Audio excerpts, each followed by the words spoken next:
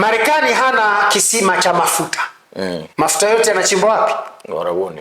Lakini mafuta ya Mwarabu yakichimbwa yanakwenda kuuzwa Ulaya. OPEC wanatengeneza bei ya mafuta. Kwa hiyo mafuta yanachimbwa Uarabuni, lakini bei ya pipa la mafuta inapangwa na mzungu. Maana yake huyu Muafrika huku na Mwarabu yeye ni mtumishi wa mzungu. Dhahabu, almasi, fedha, kopa, tanzanite, green garnet, red garnet na kadhalika vinachimbwa Afrika, lakini dhahabu, fedha na vitu vingine vyote vilivyopo huku matumizi yake yako Ulaya, hayako Afrika.